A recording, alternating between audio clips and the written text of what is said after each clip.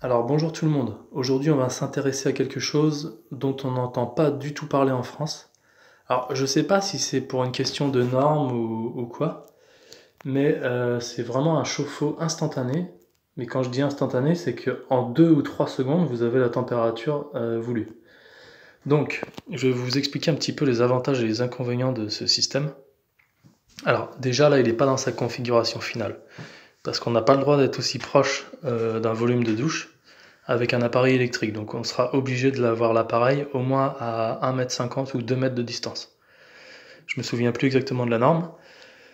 Donc il faudra des flexibles beaucoup plus longs, ou une arrivée d'eau froide venant par exemple d'un évier et uniquement la pomme de douche avec un conduit beaucoup plus long. Et donc on rentre avec de l'eau froide et on ressort directement avec la pomme de douche. L'appareil est branché sur une prise standard, 230 volts. Et je vais vous montrer la montée en température. Donc là, j'active. Alors son défaut en fait, c'est le manque de débit. Faut complètement changer sa façon de prendre ses douches. Dans le sens où en fait vous allez plus du tout avoir un débit très fort sur vous. Vous allez avoir un débit assez bas pour avoir une température convenable. Là on a une eau qui est assez chaude franchement. Quand on est autour des 35 degrés, c'est agréable. Après, si j'augmente un peu le débit, là je vais vraiment descendre en température.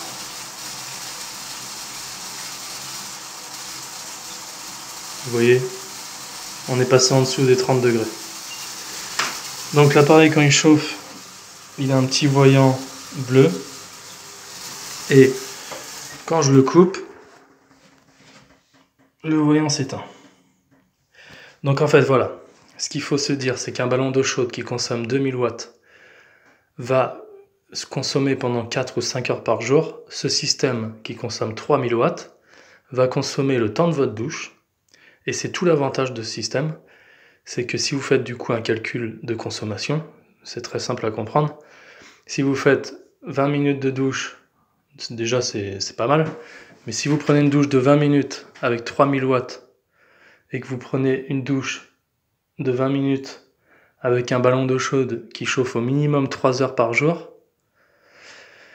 ça fait une sacrée différence de consommation pour la même douche en fait. C'est le défaut majeur de ce système, c'est le débit. Voilà, j'espère que ça vous aura intéressé. À plus tard.